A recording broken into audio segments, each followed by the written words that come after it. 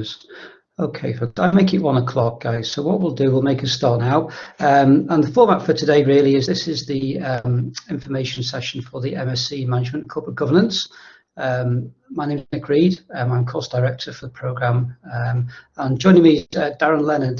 Darren is both an alum of the course. He's also chair of the Governance Institute for Northern Ireland. So I'm going to talk a little bit about the university first and hand over to Darren, who can tell you a little bit about the profession and the Chartered Governance Institute. Then I'll come back to me and I'll talk a little bit more about the course for you. So as I've said before, any questions, feel free to put them in the chat box or click on the little icon of the person with the hand up and we can answer any questions. So Darren, you're very welcome. Thank you very much, Nick. It's a pleasure to be asked to speak again and hopefully enlighten the students on what the Chartered Governance Institute is all about and the potential options and career paths for them following their undergrad study. Great stuff. Okay, thank you. So what I'll do, we'll make a start. And as I said before, bear in mind that we are recording this, so any questions you have or any interactions will be recorded as well. Okay. So just very briefly, some general benefits of studying postgraduate courses. We'll kind of go from the assumption that you know little about master's courses or postgraduate study. Postgraduate study really comes after first degrees in many cases. At Ulster University, we have a wide variety of provision. I'm from the business school. In the business school, we have about 20 or so master's degrees that can take you in various different career directions. This particular one has been for a number of years, and it is linked with a professional body, which is the Chartered Governance Institute. So it takes you down the professional route of being a governance professional or chartered secretary. And we'll talk a little bit about that a bit later, the types of careers and jobs and what the Governance Institute offers. But really, our courses are for you if you want to go into a particular vocation like this one or change vocation. They're taught by experts, and that's quite important that as you come to look at this course as we go through the slides, there are lots of different components to this course. You'll look at both accounting and law, as well as specific modules in governance and general modules in management. So there's kind of a wide variety of modules, and they're taught by experts in the field. So for example, the law modules are taught by people from the School of Law and likewise accounting. And welcome people who are joining all the time. Someone had their hand up there. Was there any questions, or was that just someone playing with the icons there? Feel free to type any questions into the chat. Okay, so there's quantifiable benefits. We'll talk specifically about this course and careers as we go through. I know Darren has a very good slide on that. But research tells us that people who study degrees and then master's degrees or postgraduate study tend to have better earning potential than those who don't. There's different types of courses that the university as a whole offer. This particular course is a taught course. So in usual times, it is taught face-to-face in a classroom. This last year has been a little bit different. We've been teaching online via Blackboard that we're on now. But in usual times, and the intention from September, is that we'll be teaching face-to-face in a classroom. The full-time iteration of this course lasts 1 year, from September through to September. And the part-time course takes 2 years. Apologies, folks. It seems my connection is a bit hazy. Darren, can you hear me okay, or am I breaking up? Yeah, breaking up slightly, Nick, but I can hear you for the most part. Okay, right. What I'll do, apologies for that, folks. I shall turn my camera off, and hopefully you can hear me a little bit better. Okay. So yes, the intention is to be in the classroom as of September this year. In terms of industry recognition, as I said before, this course is accredited by the Governance Institute, the Chartered Governance Institute. Darren's going to talk a little bit about that later. That's very important to us and very important to the course and for anyone who studies the course for their future career.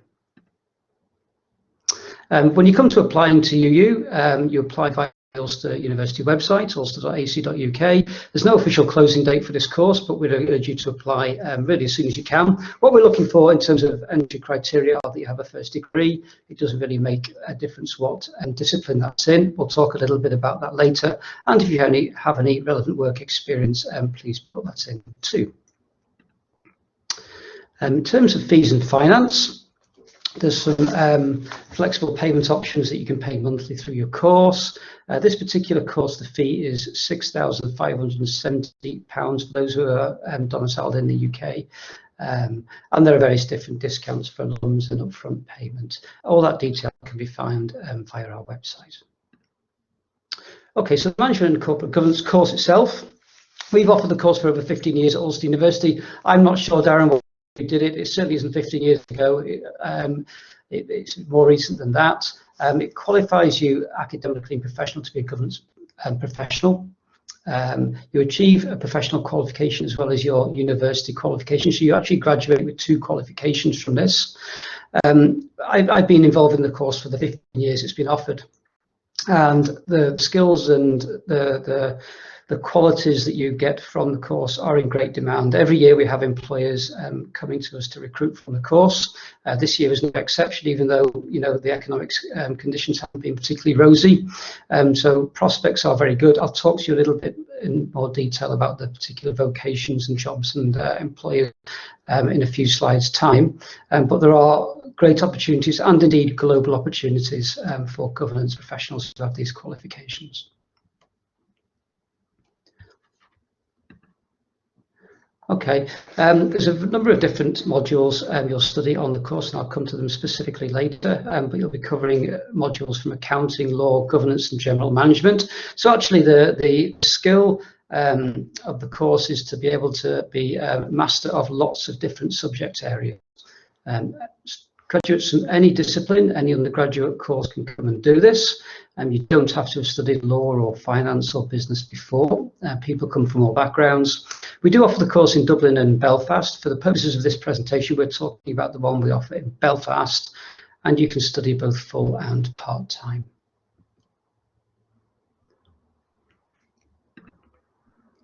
Okay, Darren, I'm going to hand over to you, and you've a few slides on the Governance Institute, so please take it away, and thank you. Thanks very much, Nick. And let me start off. Yeah, it's been a few years since I studied on the course. I think I graduated about 7 years ago now, and just say I highly recommend the course. I think it's fantastic, and it provides great opportunities. Isolated at a time when there weren't a lot of job prospects, but this course is phenomenal in terms of the career prospects when you come out the other side.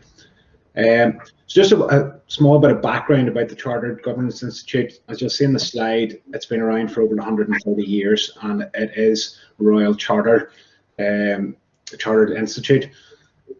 It has been traditionally focused on company secretaries, but it is now broadly takes in the many facets of governance, whether that's working in a compliance department, risk, but also into other areas such as sports governance, public sector governance, which I'll touch on a little bit in a slide or two. There's quite a broad membership base, and it's not just UK and Ireland. It is an internationally recognised organisation with branches worldwide, and there's definitely opportunities for traveling overseas, working in different jurisdictions, and I say it's globally recognised. And one of the biggest selling points, again, which I will also give a little bit more information on a later slide, is that it is a fast track to senior roles in organisations. Governance is at the heart of an organisation. If you join a career, it's quite a quick progression in that you will be dealing with the very senior, most senior teams and boards within a couple of years, dealing with senior directors and managing directors. So I think to highlight, no 2 days are the same for a governance professional, and even 2 people working as governance professionals in the same organisations could have a very different day-to-day. But at a high level, I think these key points set out why it's a worthwhile career. the ability to work with board and senior decision makers from day one. You'll be sitting in on board meetings as a potential trainee company secretary, sitting there with senior management of the organisation. So you're picking a lot up. There's loads of opportunities for learning, and that can progress quite quickly depending on the skills you show and the ability to learn and work hard. Sort of mentioned, it is at the heart of organisation. The governance section will sit in around legal and compliance, but you'll be dealing with operations, with senior management and the boards, also external stakeholders. So it really is a well-rounded career. The third point, and no 2 days are the same. I can certainly vouch for that, and it's one of the reasons why I thoroughly enjoy it. I think if I had a career which I was doing the same job day in, day out, it wouldn't leave me very enthused. But it's fast-paced, and there's loads of opportunities for learning, which I think is a great reason why it's a good career choice. You do have the opportunity to move between sectors and internationally. I had a talk with the MSc's current students earlier on in the year, and we had 4 former MSc students from my year and a couple of years afterwards, and they had worked in, between them, New York, Cayman Islands, Seychelles, Luxembourg. So there's so many opportunities to work in different sectors. Also, the MSc, because it's so well rounded, it does equip you to work in the likes of an operations department in the bank, or a number of different areas you could apply for leadership programs. It's incredibly well rounded, so even if you didn't feel at the end of the course that you wanted to specifically go down a career in governance, there is lots of options. And the last point I think I've touched on a couple of times now is, you do get a lot of responsibility quite early. That can be a real motivating factor for people, and the fact that there is quick progression. If you take compare a career in governance to that of a lawyer or somebody in an accountancy firm, we'll go in, you spend quite a lot of time working as a junior and working your way up through the different levels. That's not really the case with governance. You will be promoted quite quickly, and I'll highlight the career trajectory in another couple of slides. Here's just a slide.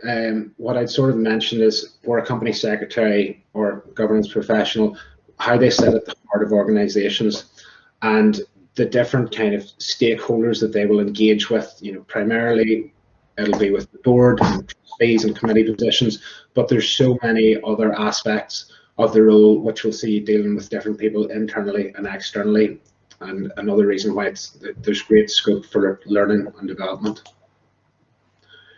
In terms of the career path, what's quite important to highlight is, if you were to just you didn't take the MSc course, which, as Nick mentioned, is accredited. That's important, because if you were to not take the MSc course and you decided that you wanted to become a trainee and qualify as an associate through the Chartered Governance Institute qualifying program, you would have to sit a number of exams and get a trainee position, and that could take you 6 years. With the MSc course, because it's accredited, once you've completed all of the compulsory modules to get that accreditation, then you automatically, all you have to do is get your 3 years then experience to reach associate status. So you're effectively cutting the time that it'll take to qualify in half, which is it's a fantastic opportunity to develop quite quickly. In terms of the career path, people would typically qualify as a trainee before moving to assistant company secretary. Then up to assistant company secretary, that would be sort of within around 3 to 5 years. When you start reaching the levels of deputy company secretary or head company secretary, you're sort of talking in the region of 5 to 10 years experience there. But because it is quite a niche sector and there is lots of opportunity for jobs, governance is an incredibly fast-growing professional sector. There is opportunities to reach higher levels much more quickly in your career. And I've just taken a snippet there of salary expectations, which I know as an undergrad was something that I was very interested in, to come out the other side and hopefully pay off that student debt a lot quicker. And there's sort of a range of the types of different firms and sectors you can work in.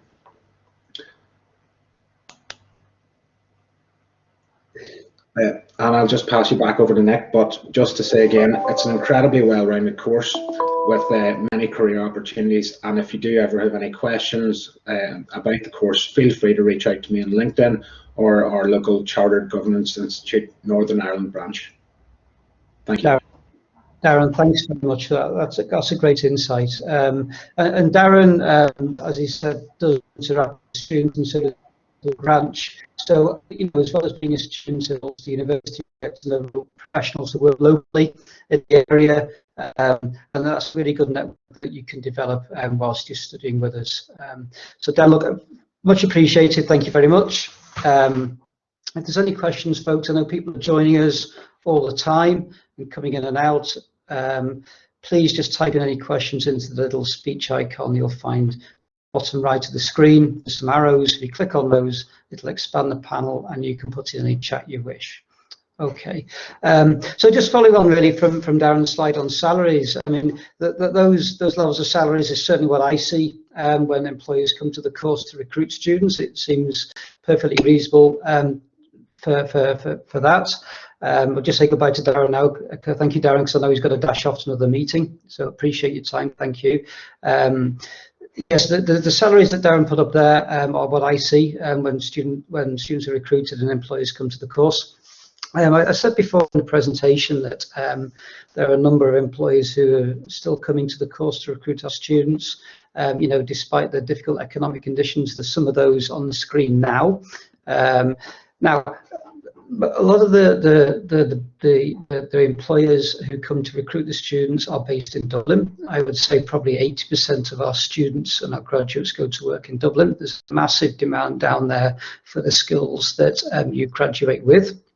There are some jobs in Belfast and a growing number of them, like the City have recruited in Belfast just this last year, and other students go to work in London and various other financial cities and locations around the world. As Dan said, you know, our alums are dotted everywhere, from Isle of Man to Jersey to Dublin to London to the Cayman Islands, so there's opportunities everywhere.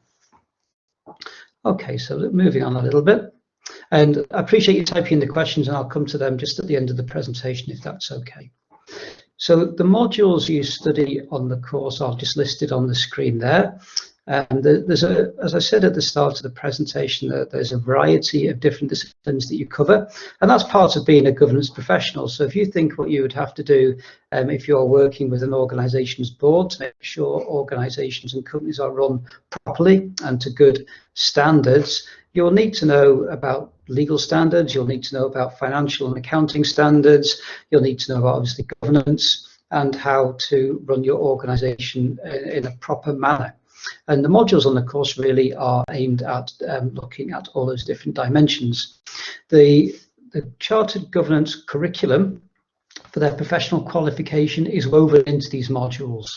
Okay, so whilst you're studying the modules on the course, of Ulster University's course, you are also studying the Governance Institute's professional qualifications. So when you pass our modules, you pass their course as well.